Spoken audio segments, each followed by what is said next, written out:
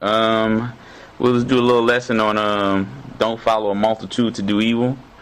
We're going to start in Exodus chapter 20 and 1, 2, 3. Exodus chapter 20, verse 1 to 3. And Yah spake all these words, saying, I am Elohim, which have brought thee out of the land of Egypt, out of the house of bondage. Thou shalt have no other gods before me. So Yah just making it clear that he doesn't want anything to be above him, and that sometimes could be, people in our lives, children, spouses, friends, etc., etc. You can't have anything over Yah, which is going to lead you from his guidance, and that becomes an idol or something to worship or something that we're submitting to. Now we're going to go to Deuteronomy 13. Deuteronomy chapter 13.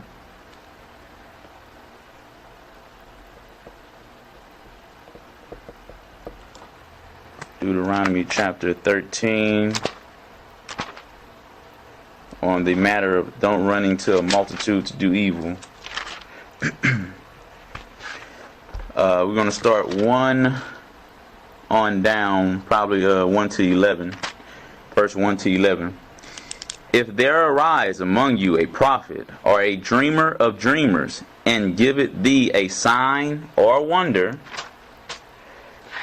and the sign or wonder come to pass, whereof he spake unto thee, saying, Let us go after other gods, which thou hast not known, and let us serve them. Thou shalt not hearken unto the words of that prophet, or that dreamer of dreams, for Yah, your El, proveth you to know whether ye love Yah, your El, with all your heart and with all your soul. Ye shall walk after Yah, your El, and fear him, and keep his commandments, and obey his voice. And ye shall serve him, and cleave unto him. And that prophet or that dreamer of dreams shall be put to death, because he hath spoken to turn you away from Yah, your El, which brought you out of the land of Egypt, and redeemed you out of the house of bondage, to thrust thee out of the way which Elohim commanded thee to walk in. So shalt thou put the evil away from the midst of you, if thy brother, the son of thy mother, or thy son, or thy daughter, or the wife of thy bosom, or thy friend, which is as thine own soul, talking about close friends right there, entice thee secretly, saying, Let us go and serve other gods, which thou hast not known, thou nor thy fathers, namely of the gods of the people which are round about you, nay, nigh unto thee, or far off from thee one end of the earth, even unto the other end of the earth. Thou shalt not consent unto him, nor hearken unto him, neither shall thine eye pity him, neither shalt thou spare, neither shalt thou conceal him, but thou shalt surely kill him. Thine hand shall be first upon him to put him to death, and afterwards the hand of all the people.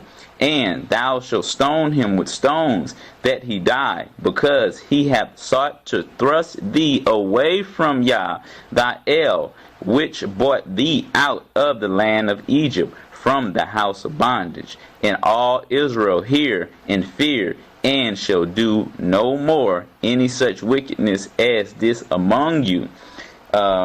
is a lot of things in this right here, because Yah is making a very prominent point that anything that takes you away from him, he doesn't want it to be around you. He wants you to put it away, whether it be your children, a close friend, a spouse, anybody. He clearly says that in verse 6, that it doesn't matter who it is, anybody who is taking you away from Yah or taking people away from Yah, who he has redeemed and brought back to him, and they have found him, and so on and so on. He wants them to be marked. He wants them to be put out. And at this particular time, it would have resulted into a death penalty. At this particular time, obviously, we're under the rule of grace that you can't put anybody to death, but does not mean that you can't call them out or let it be known of what they're trying to do.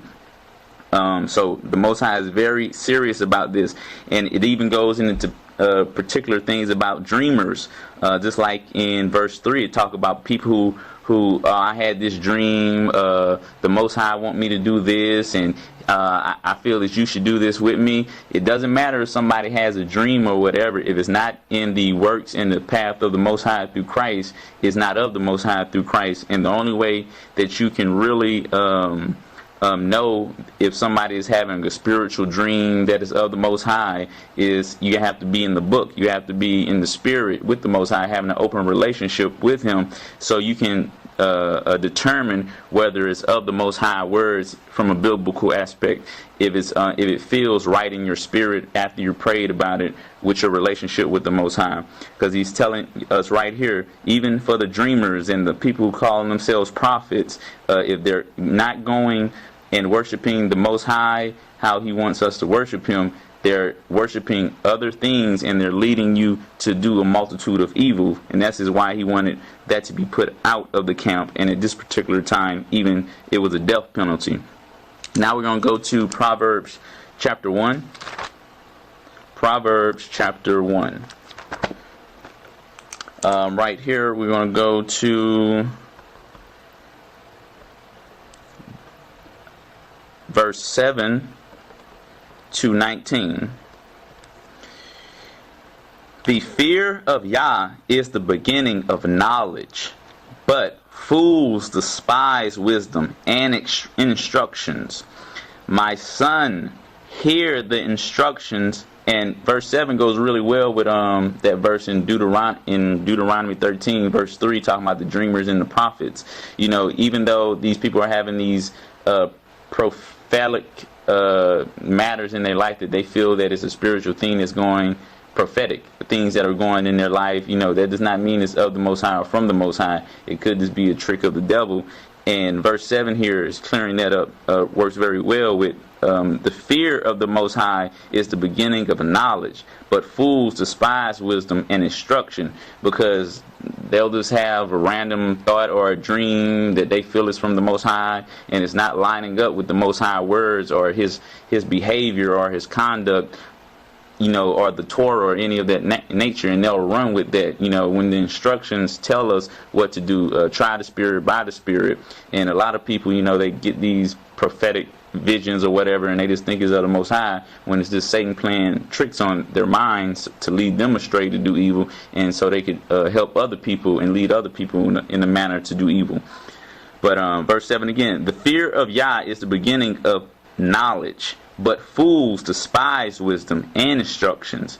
My son, hear the instructions of thy father, and forsake not the law of thy mother, for they shall be an ornament of grace unto thine head, and chains about thy neck.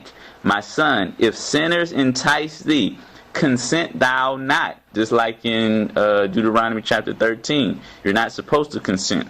If they say, come with us, let us lay wait for blood, let us lurk privily for the innocent without cause, let us swallow them up alive as the grave, and whole as those that go down into the pit. We shall find all precious substance. We shall fill our houses with spoil. Cast in thy lots among us. Let us all have one purse.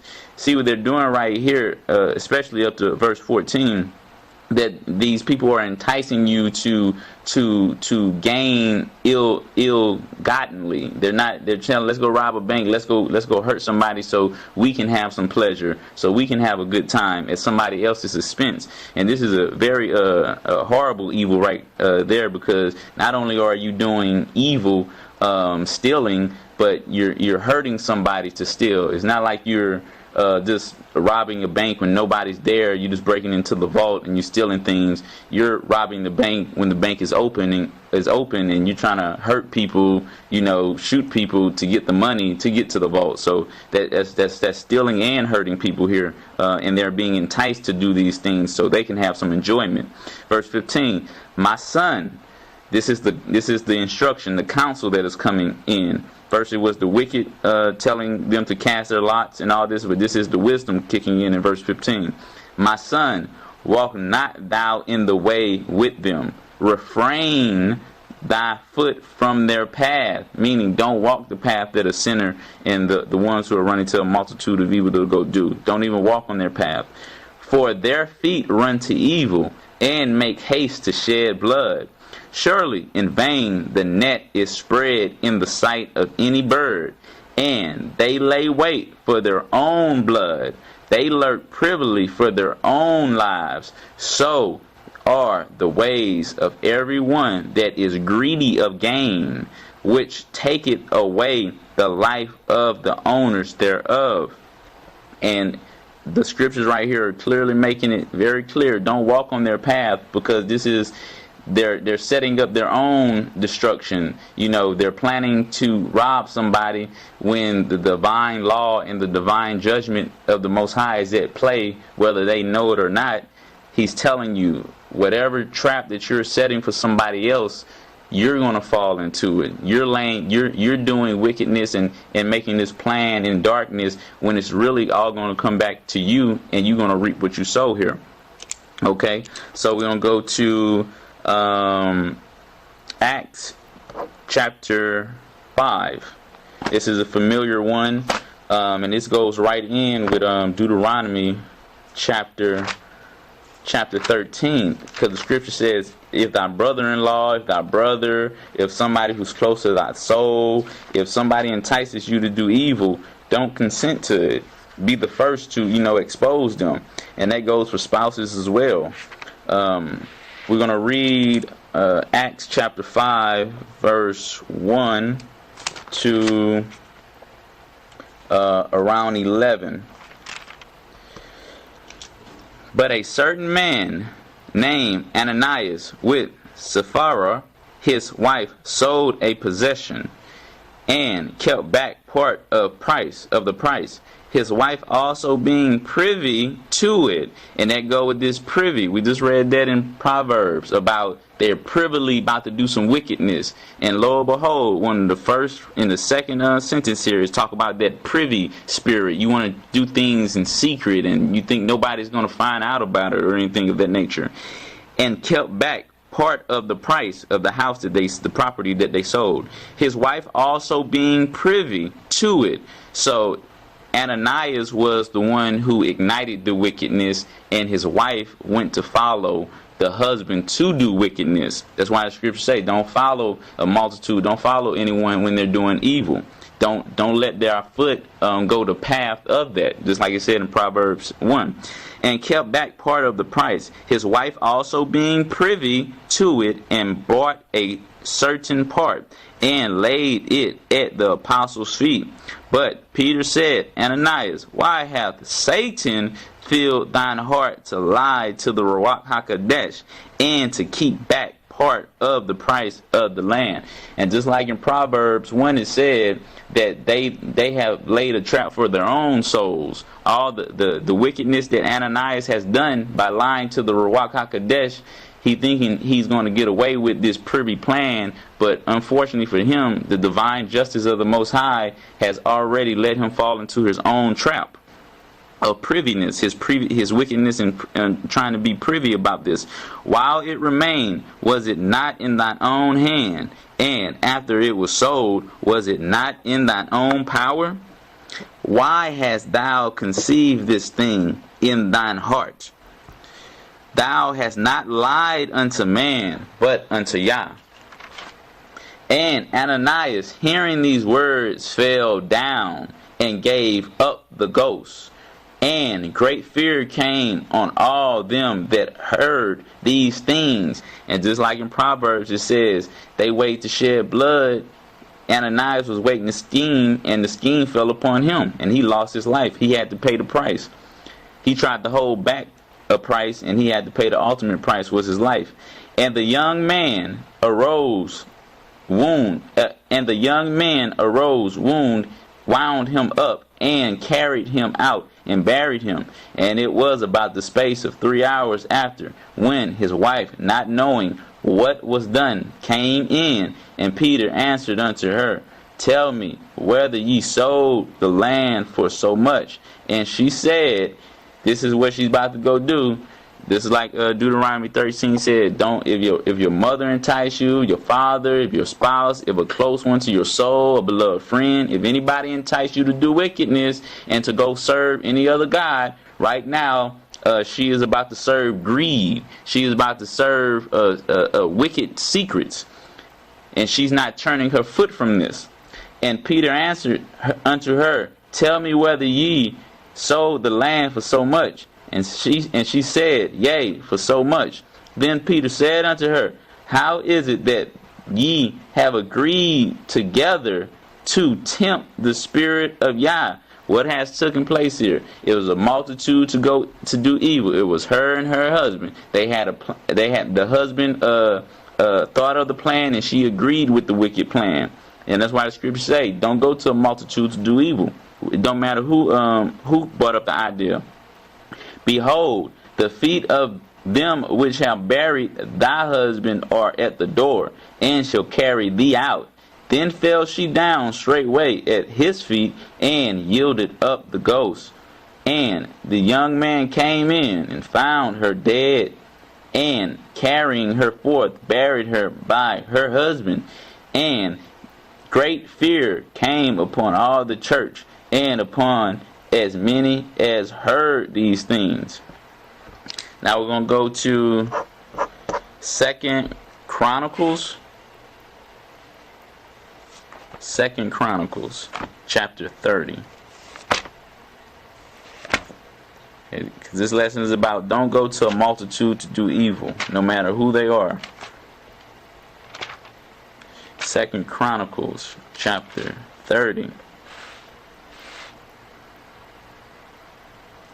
This is 2 Chronicles chapter 30, 7 to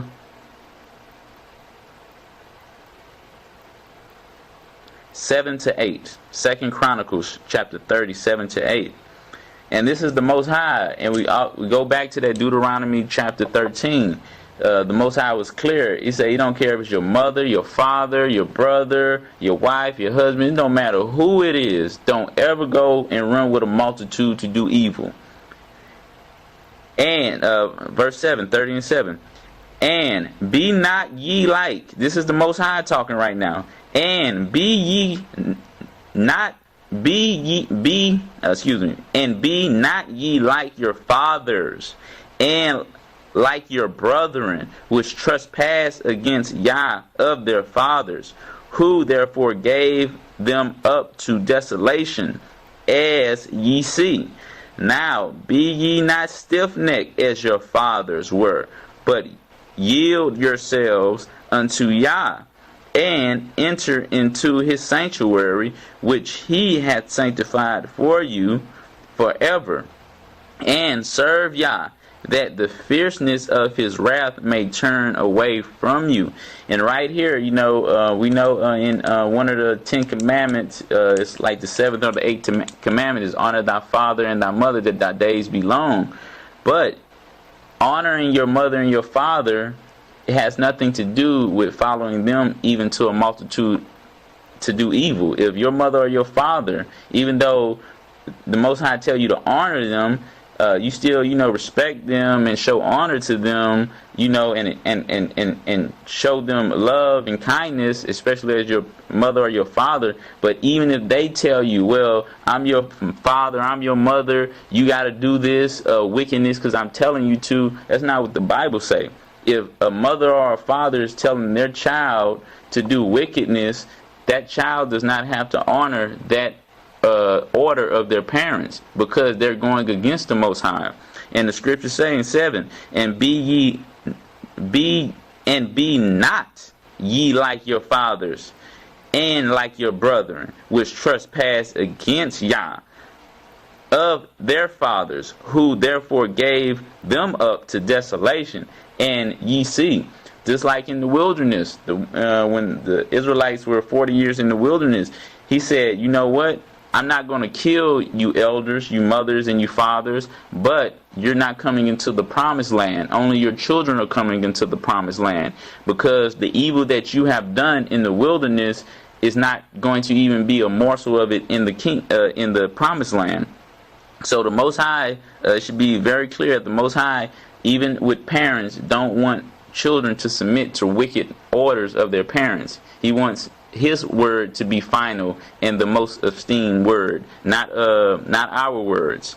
Now we're going to go to Ezekiel chapter 20 and 18. Ezekiel chapter 20 and 18.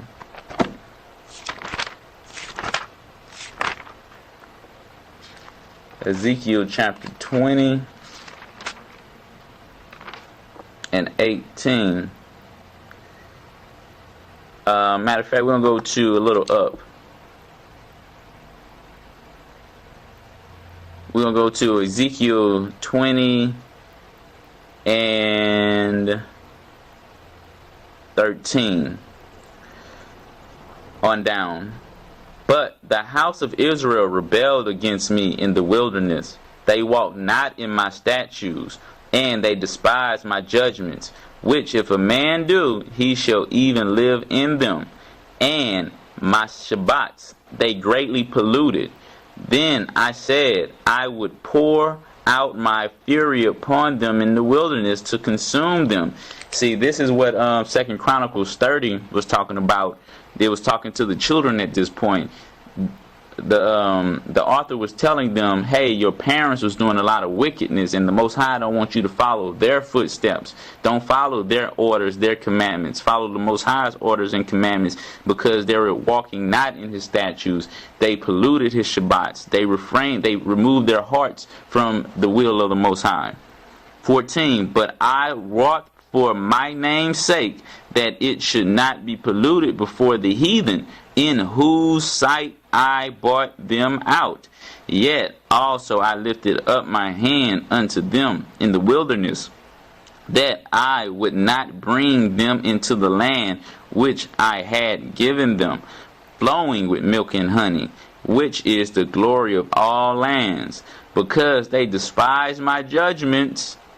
That's why the scriptures say, don't run to a multitude to do evil, because their foot's running not to the path to the Most High through Christ. Because they despised my judgments and walked not in my statutes, but polluted my Shabbats. For their heart went after their idols, running to a multitude to do evil. Nevertheless, mine eye spared them from destroying them.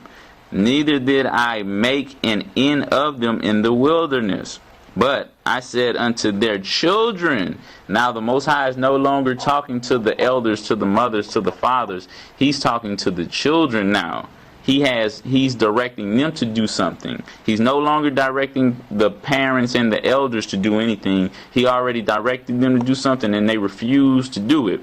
But the children, he's trying to get to now. But I said unto their children in the wilderness, walk ye not in the statutes of your fathers, neither observe their judgments, nor defile yourselves with idols. I am El your Yah. Walk in my statutes and keep my judgments and do them. So the Most High is clearly letting these children know, Yes, and one of the statutes is honor thy mother, thy father, that thy days may be long. But honoring them and showing respect to them is not the same as, well, if they tell me to sin, I got to do what they sin. That's not what it's saying, because the Most High is telling the children right here, don't follow the statutes that your mothers and your fathers did, commanding, or any of the nonsense that they was doing. Follow my judgments and my commandments. Show love and mercy to them. But once they start talking about doing lawlessness and going serving other gods and doing things for lucre's sake and being sinners, don't follow them. So the Most High is making this a clear distinction. So that was just a little lesson about don't follow a multitude to do evil. Even it goes so far to the mother and the father, which the Most High has made it very clear. If you honor and respect your parents, your days are going to be long. You know, that's why the scriptures say, what will a man give for his life? You know, when the Most High takes you from this planet, you know, or cut your time here for disrespecting your parents. But you never put anything over the Most High, no matter what it is: a close friend, a relative, a son, a daughter, a mother, a father, just like it says in Deuteronomy chapter 13. So that was just a lesson on don't follow a multitude to do evil.